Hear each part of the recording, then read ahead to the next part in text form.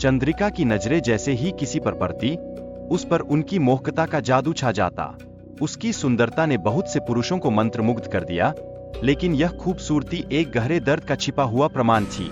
उसके अंदर का श्राप, जो उसे शांति से जीने नहीं देता, उसकी बाहरी छवि के विपरीत एक अंधेरा सा अनुभव कराता। इस दर्द भरे रहस्य के बीच गांव के लोग चंद्रिका के श्राप से बहुत डरे हुए थे। उनके मन में उसकी कहानियों का भय बैठा हुआ था, जिससे खंडहर के चारों ओर अजीबोगरीब घटनाएं घटित होती रहती। रात के सन्नाटे में जब हवा में डर का एहसास होता, तब गांव वाले बस खंडहर की ओर देखने से भी कतराते। फिर एक दिन लक्ष्मण नामक एक साहूकार, जिसने अपनी वासनाओं के लिए कुख्याति हासिल की थी, ने चंद्रिका की कहानियों को सिर्फ अंधविश्वास समझकर अनदेखा करने का निश्चय किया। जिज्ञासा और चुनौती के चलते वह अपने दोस्तों के साथ खंडहर में गया, यह सोचकर कि ये सब केवल बेतुकी बातें हैं।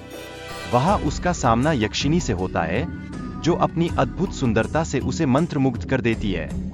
यक्षिनी की अपूर्व सुंदरता में खोकर लक्ष्मण पूरी तरह से अपने होश खो बैठा। वह उसके सम्मोहन में ऐसा जकड़ा कि उसे अपने आसपास का कुछ भी ध्यान नहीं रहा। लेकिन इस शक्ति के पीछे छिपा एक भयानक सच था, जो लक्ष्मण की खुशियों को पल में ध्वस्त कर सकता था। इस बीच रमेश, जो एक साहसी और बहादुर युवक था, यक्षिनी की शक्तियों को समाप्त करने का निर्णय लेता है। उसने अपने दिल की आवाज सुनी और अपने गुरुदेव के पास गया, ताकि उसे यक्षिनी को हराने के उपाय मालूम हों। उसकी नीड, स्वार्थ भावना और साहस ने उसे इस चुनौती के लिए प्रेरित किया। रमेश ने यक्षिनी की मुक्ति के लिए गहन साधना की और मंत्रों का जाप किया। उसकी पवित्रता और समझदारी ने अंततः यक्षिनी के श्राप को समाप्त कर दिया।